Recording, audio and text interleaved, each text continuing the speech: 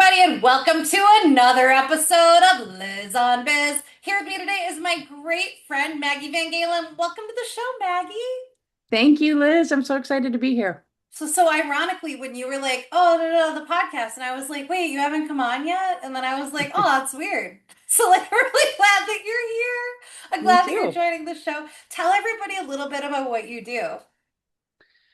Right. Well, words are my gig. I am a copywriter, editor, proofreader, and under the cloak of darkness, I'm a children's book author.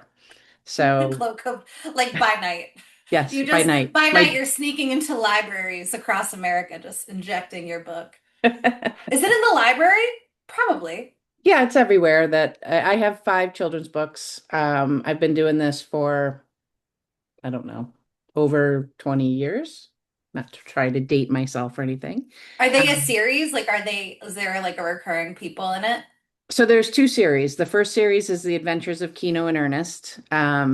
Kino's a just a short summary. Kino's a mischievous little monkey. Ernest is his best friend. Kino gets in trouble. Ernest has to get him out. Along the way, they Mm. learn some valuable life lessons and morals. And then there's three books in that series. And then I co-authored a series with a doctor of pediatric occupational therapy called King's Day Out. King is a Bernese mountain dog, and the hero of our story is a neurodivergent boy who teaches King how to overcome the fears and anxieties associated with everyday sensory challenges using the tools that he's learned in OT. And there's two books in that series. Oh my gosh. Oh, that's really cool. And so Yeah. which one has been like when you did the Kino series, which was your first series, were Correct. you surprised by the reaction that it got and that people were like reading it? Like, did that blow you away? Yeah, still pinching myself. Like I the the honest truth is when I used to tell the stories all the time to my kids. And then my youngest, Dylan, his kindergarten teacher was like, you need to get this published. Like there's teachable moments, there's things that we can use in the classroom. And I was like, okay. Ooh. So anyway, my plan was just to sort of leave a legacy for my kids and to see my words in print. And then she introduced me to a classically trained artist who had some illustration experience, but not a ton. But I can literally draw stick figures. So to see my words come to life in illustrations was like mind blowing.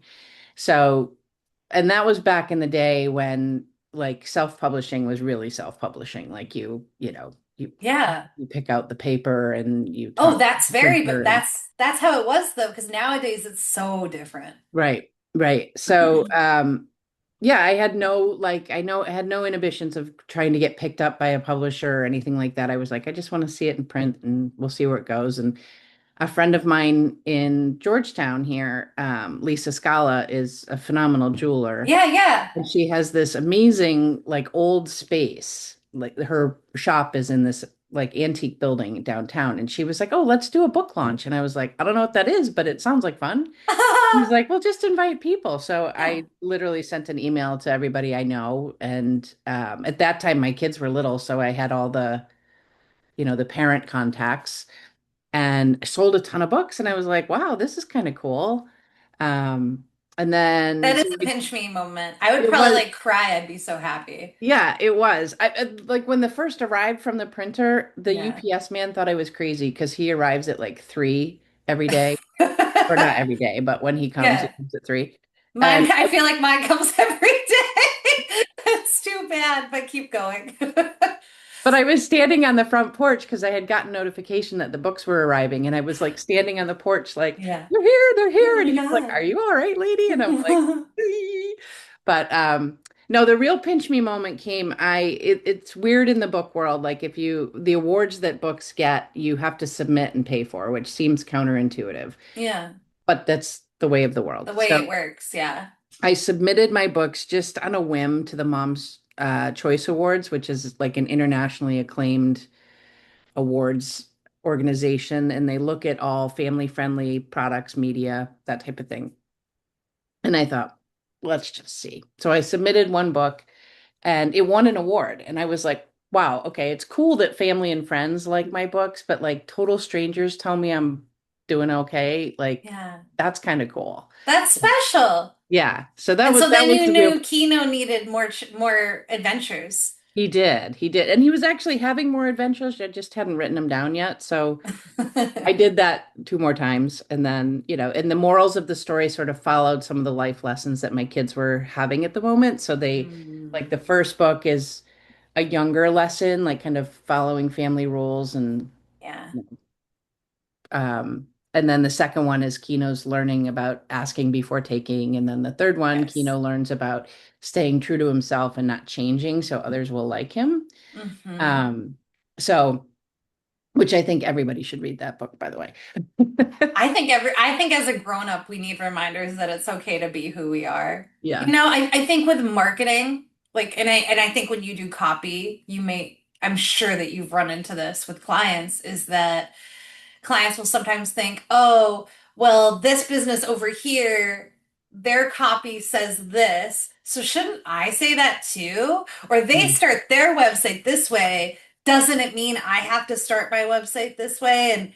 And then that's when I'm like, oh my gosh, you're enough. You are enough. And it's so like when I work with people at making websites, like I'm tuning into like who you are energetically. And then I'm like, okay, how can I portray you as the greatest, happiest, best version of you, the most exclamation point version of you? So then when you see your website, you're so proud Yep. and it resonates with you energetically. But the second you start looking at at the other kids' other papers, or asking ChatGPT, can you just write my copy? Yeah. It has no soul. It didn't Right. come from your heart. Right. Yeah. I mean, whether a website's a great example, like Yeah. it is your story, Hmm. right? And it's your story visually as well as like what the With person is words. reading Yeah. and saying. So, if you're really into, I don't know, ski, Pokemon? if you're really Oh, into skateboarding, I said Pokemon because I'm a right? child, but yes. The store that you go to Hmm. is not the same that the store that somebody that's really into, I don't know, basketball would go It's to true. sneakers, right? It's You'd true. go to like Azumi's instead of Foot Locker because they have like A all the better selection of swag, skate shoes. right? And all the swag that goes with it. Yeah. So it's a story that they're telling you, and your website is sort of the front door to your store. Oh, yep. Front door to your story. Oh, I've just Oh created a my God, thing. that is a yummy metaphor, but it's true.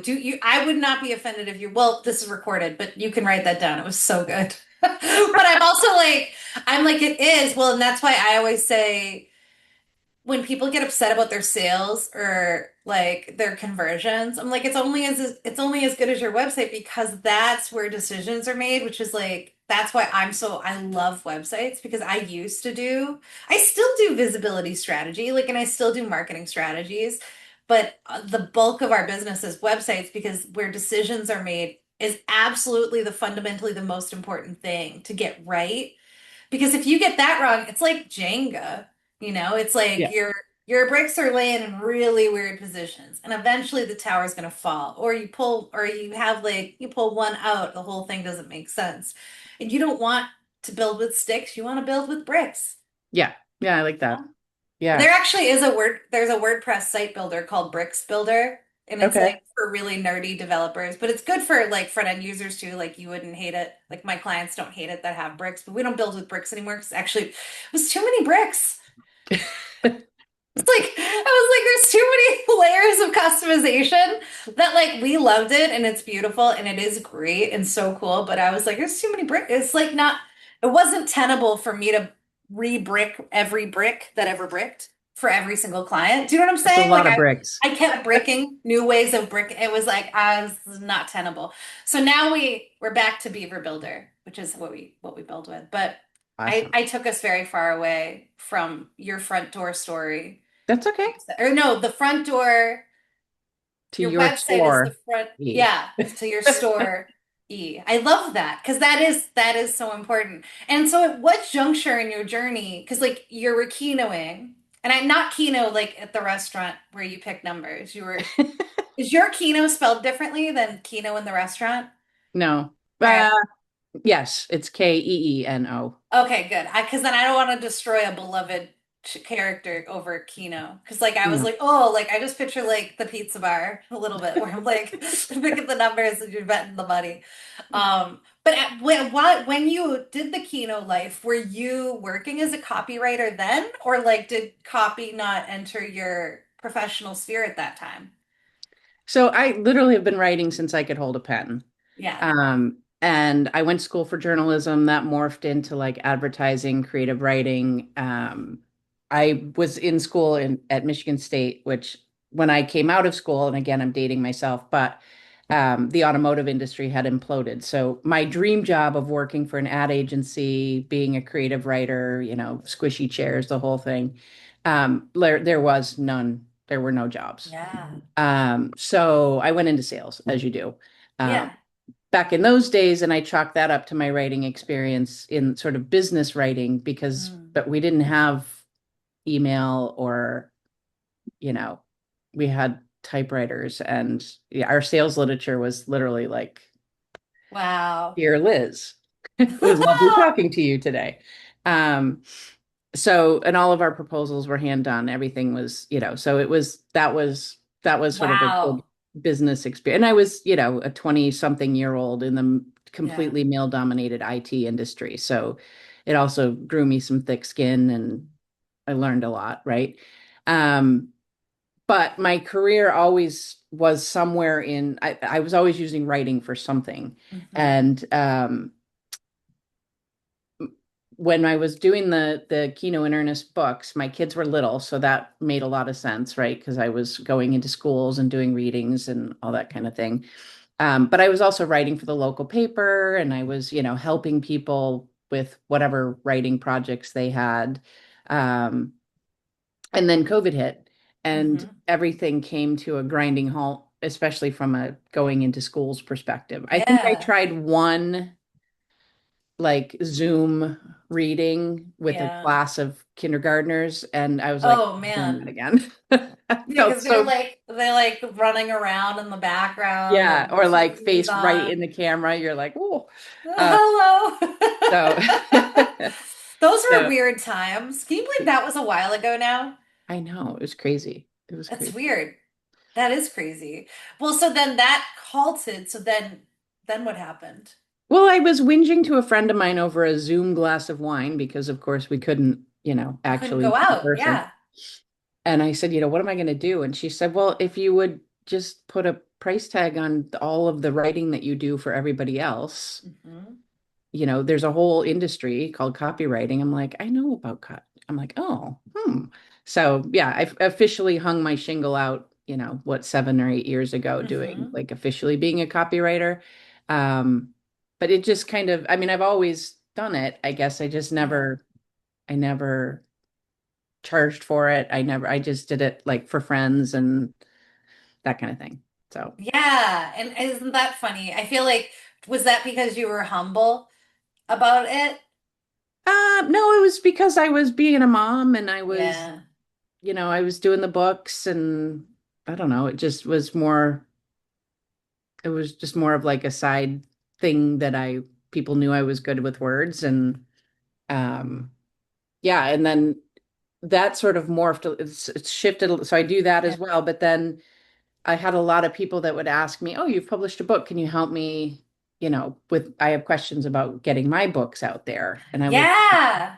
And I was like, oh, yeah, let me have a look. And I finally, just this year, like stepped up to the plate and said, I do author consulting and help people. It looks a lot like editing and proofreading because Hmm.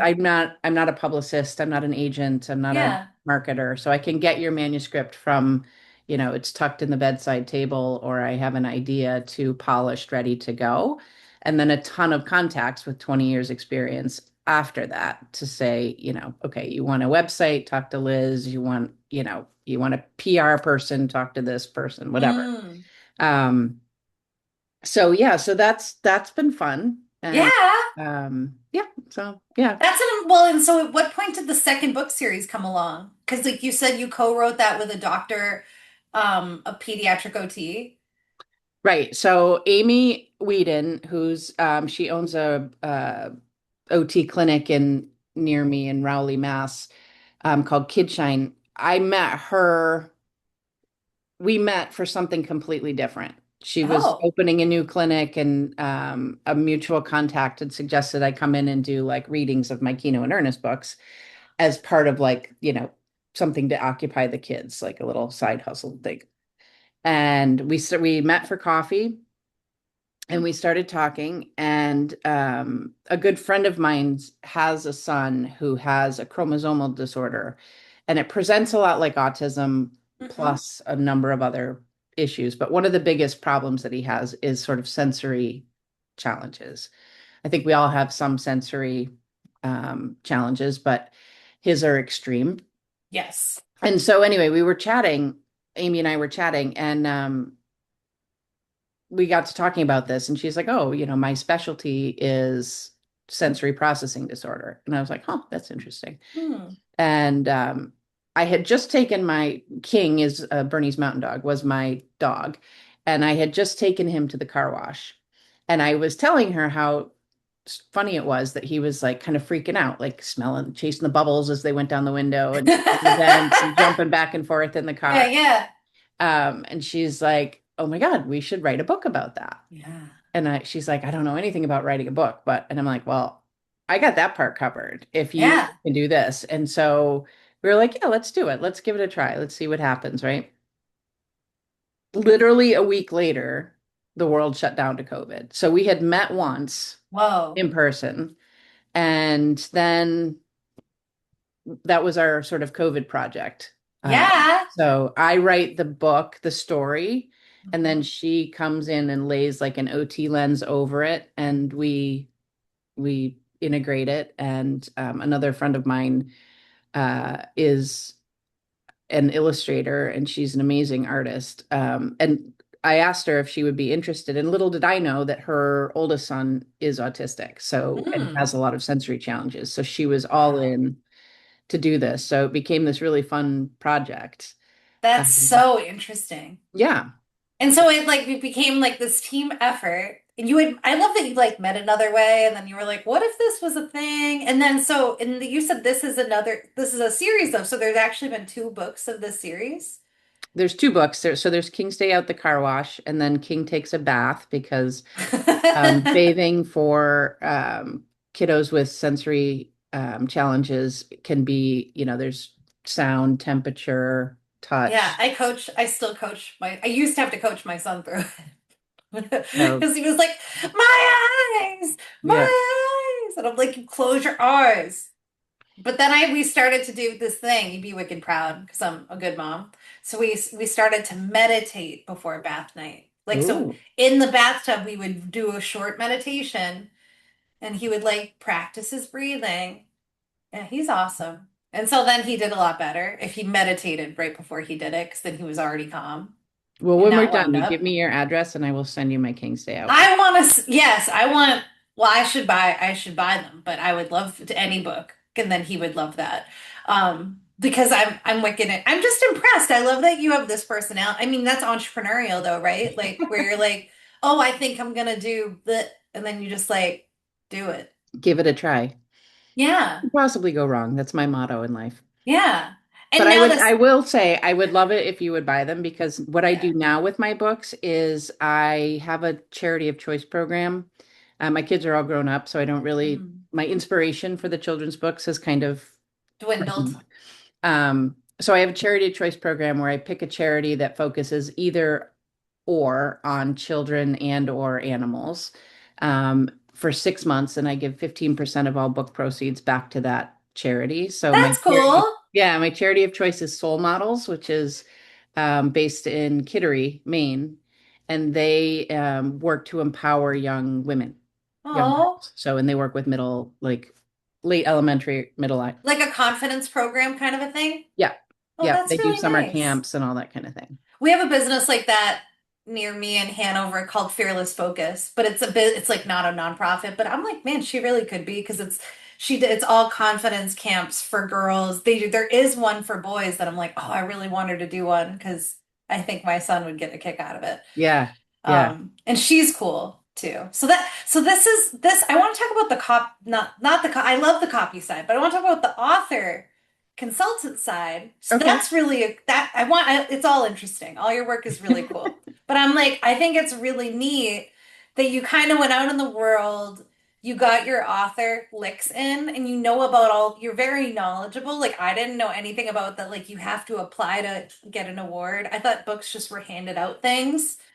Because like I don't, no one knows these, you know what I mean? Or that there's a website. Hold on, you might know this. Okay, so there's a literary review website where you can pay to have them read your book and review it. Do you know what A it's lot of like? reviews are paid to I review. didn't know that either though. And do you Yeah. have to do those things to like get people to read it, or where are you at? Like how much of that heavy lifting did you do? Like hustling that way. Yeah, so I'm in the children's book space, right? Children's picture books to be specific. They're Yeah. pre-K through mid-elementary is where my books are. And I would argue that it can be different for different genres of books. And you start with like board books, then you go, picture books, young reader, young adult, you go all the way up. There's how to, self-help, fiction, nonfiction, all the different things. Yeah. And I would argue that there's probably different strategies for different types of books, right? And I felt with my books when I was in it that I really tried a whole lot of different things. I did library readings, I did bookstore Mm-hmm. signings, I sent my books to the Bologna, Italy Children's Fair is like the biggest Oh, children's how book cool fair is in the world. that? Yeah, unfortunately, I did not go with them with my Yeah. books, but they I went hear they with, have amazing food in Bologna because yes. it's bologna, but it's not bologna. But yes. And I sent them with my publisher, and I was like, what do I do? Yeah. Like, what's next? And she's like, just sit back and wait for the orders. And it was literally like crickets. I was like, Oh, so she okay. didn't know either. No offense to her. I Yeah, mean, well, I don't. So I felt like I oh, tried so you went everything. traditional publishing though that round. I did not. Oh no, you didn't. I went with a print on demand service at the time. Okay, okay. Um, and yeah, I mean, it's to even back then to get picked up by one of the big five publishers, you need an agent Yeah, to represent you. yeah, And the process is not easy. So a lot of no. times they won't even accept a submission without an agent. So like I can't just go to Random House or Right, Penguin and be and be like, I like, have this book. right. Yeah, So you have to have somebody that represents you, which means they take a piece of the pie yeah. because obviously they need to get paid, Do which you like, but you're not, are you like, I wouldn't say, are you anti-traditional publishing, but like, are all your stuff is all your stuff self? so I started out with indie publishing, which is print on demand, Hmm. independent publishing. I now go through a boutique publisher in Haverhill, so it's a smaller, like a kind of a hybrid. So I print under his imprint, Yeah. but I do a lot of the stuff myself. Like he doesn't do any of the marketing, he doesn't do any of the Hmm. distribution for me. He does some marketing, but yeah. So But there's like light marketing, they're not hustling your book or bringing it places and doing no, and stuff. I will say, and I have a client we did get her picked up by one of the big five. Yeah. That romantic notion where a publisher rolls you out to the world and like you're It's on, never really like that. that doesn't really happen anymore. Maybe it used Yeah. to. I mean, Yeah. unless you're already a famous author, right? If you're Ann Patchett or Tom Clancy or whatever, then Hmm. you'll probably get the red carpet treatment. But for the for everybody else, Yeah. like they will like this is the only experience I have with the big five is this my client. But I mean, they do help her, Yeah.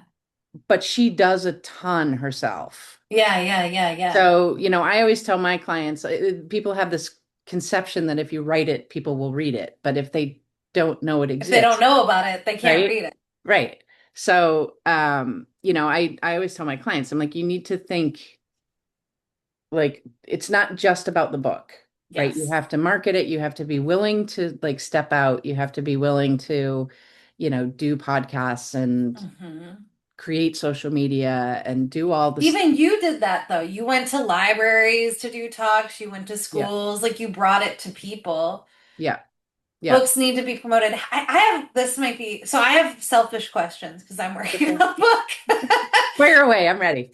So, well, because I'm like, of course, I'm thinking about all of the marketing things. So, like, I have really cool ideas for how to like get people to read it. Do you want to know them? Should we Yeah. say them? Fire away. Okay. So, like, I was like, I'm gonna print like 50 to 100 just for me to go to little free libraries and stick them in. Hmm. One way to do it. Another idea I had, so my book is called I Can't Find My Phone because I can't. I mean, it's here, but like I will say once a day, I don't know where it is. And so that's why it's the name of the book. And then it like the sub name gives you more insight as to what it is, but it's one woman's story from startup to six figures is the sub name. And so, and it's really my whole story. So it's not like a how-to book. It's very much like an entrepreneurial memoir, Yep. like a business book that's not so tippy.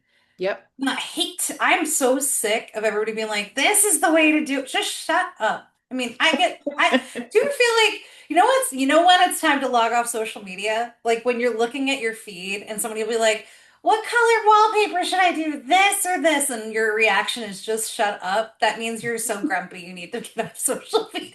Like I've started to be like, no one cares. And I'm like, I can't say that to another human being. And so I like sign off. But that's when I have my phone, right? But this book is about not finding your phone. So one of the other ideas I had was to print there's stress relievers that look just like iPhones.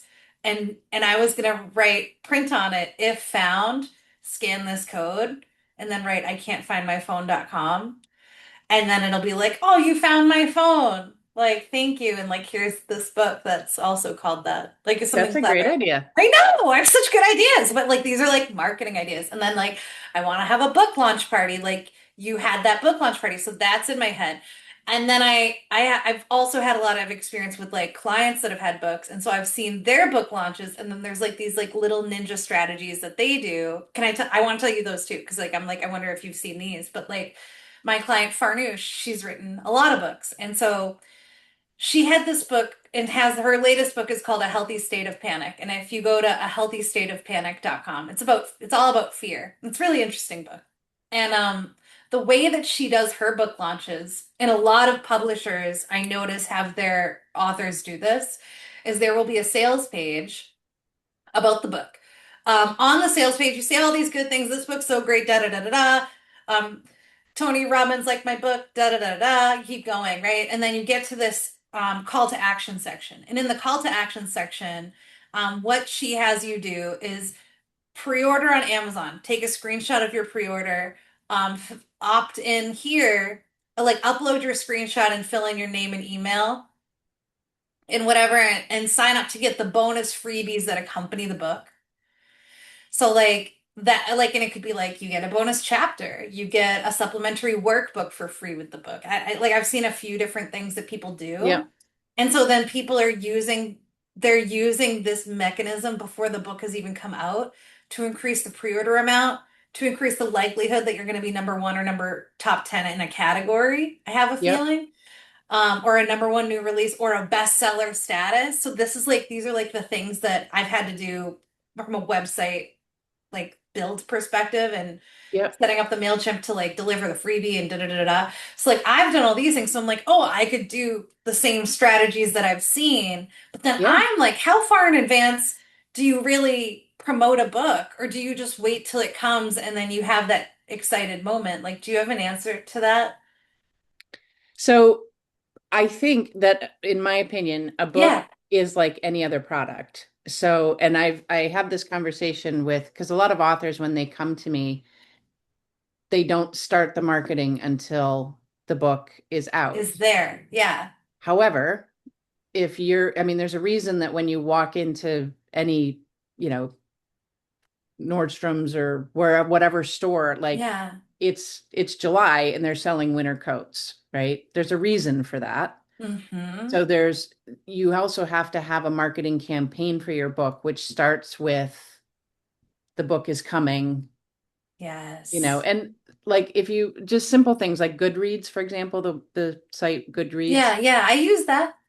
Okay, so you can as an author, you can upload your book like coming soon. So, and you can drip feed it. So Oh. it's a similar marketing campaign that you would use for any product. Did you do well, in children's you wouldn't do it, but like there are those people that will do ARCs, which is advanced reader copies. Arcs. Yeah, And I think I they do do them. arcs. Oh, you do those too? So Yep. then you send, and what's the purpose when they do that? Is that to get people's feedback or is it just to send it out and get reviews in? It's both. So you can do advanced reader copies prior to having like a finished copy. Like you might send it to, like for me, for example, Hmm. I, the same people that I send it to, I send to for both. Like I want their feedback. So I sent my books to a reading specialist at a elementary school. Yeah. And I also ask them for a review.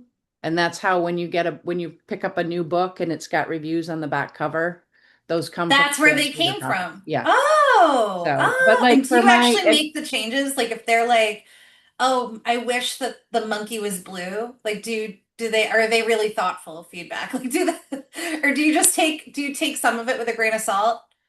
um, no, I mean, I would never send it to somebody that would tell me to turn my monkey blue, to be honest. I'm crying. I'm gonna die. Oh, you mean you're selective with your ARCs? You're not just ARCing. Because some of these, I'm in a book group on Facebook, which is probably some of these book groups are crazy because all these women with Kindles and reading really dirty things. Like I have, I have learned some really dirty tricks from this Facebook group. But what I will say is, there's authors in there, like indie authors, and they'll be like, oh, like does anybody like, and it'll be like a list of bullet points about the book, like, ooh, suspense, but then like, ooh, you're gonna sleep with your husband's brother, like, and like all these crazy things. And then like all these women are like, yeah, I like this book. And then they get ARCs, I think, in exchange for reviews. But that author, she's not listening, so she doesn't know me. So don't worry, we can say whatever we want about her. But Uh, she might be perhaps foolish to be so so, when I talk to my clients about getting ARCs, advanced reader copies, I always say it's like when you're coming out of high school and your yeah. counselor's telling you, okay, you're going to make a list of colleges that you want to go to. You're going to have some for sure colleges you get Mm, into, some stretch colleges, and then you're going to have your reach colleges. So it's the same thing with ARCs. Like people that you know will give you like feedback and hopefully positive feedback that you want to put on the back cover of your book. Um, you're going to have reach, which could be people that maybe you don't know, but are experts in their field or, other authors or whatever the case may be. And then your super reach people that are like sort of your mentors or idols. Um, so like for my second book, yeah. um, or for the King's Day Out series, Chris Van Dusen is one of my favorite author illustrators. And as a boy mom, if you don't know him, you should. Like, I want to know him. he's amazing. Look him up. He's written so many different books, children's books, and he's the illustrator as well. So he wrote like If I Built a Car, If I Built a House, Lord and Cool. Tea with Mr. McGee, and both words and illustrations are just awesome. So, and he lives locally in New England. So I Yeah. was like, he's my like reach, Reach. reach, reach, reach. And I was like, you know what? What have I got to lose? So I reached out to him and Yeah. I said, hey, I've read every single one of your books. I still read them even though my kids are grown up. And, you know, would you be willing Yeah. to give me an arc? And he was like, absolutely. I would love to support you. So I have Chris Van Dusen's words on the back of my second King's Day Out I book. would just, did you scream? I did. I was like, I would have just been like, yeah. So that's crazy. So yeah, well, and I know because like this is giving me good ideas. I know so many people that have come on the show, like that are like some of them are like fancy yeah, that I bet would probably help me. absolutely. We should, I'm gonna pay you at some point, Maggie, because we should do a consulting I hour will so I can accept your learn money, stuff. Liz.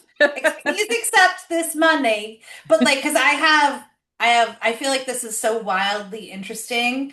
Mm, And you're this really well-rounded brain. So I want for people listening to know that I feel like what's really cool about what you do and in the course of the work that you get to do is that you make people feel really witnessed oh, and thank you. heard. Yeah, and then you have this really cool job of kind of giving voice to these people that maybe you're like, oh, well, it's nothing. Like, because we're always like that about Yeah. Well, I we're, have to say, I mean, in the author world, like imposter syndrome is real. yeah. And if people want to be the next Tom Clancy or Ann Patchett, I'm probably not their gal. Hmm. But for people that have like either an idea or a manuscript tucked away somewhere, or like I do, scraps of, cocktail napkins with like stories scribbled on them, I can help get from point A to point B. And one of the best parts of my job is I get to watch people come to the realization that their story is worth telling, right? Oh, my heart. Oh, Maggie, you should make that. Okay, we've got a lot. The front door to your store, E, E. and your story is worth telling. The realization that your story is worth telling. I mean, like that could be like if bumper stickers were still cool and didn't ruin your car, or like maybe car magnet that says that, or like a t-shirt or a tote that's like your store. Oh, Maggie, you need totes that say your story is worth telling at MaggieVanGalen.com. Oh, I'm like emotional.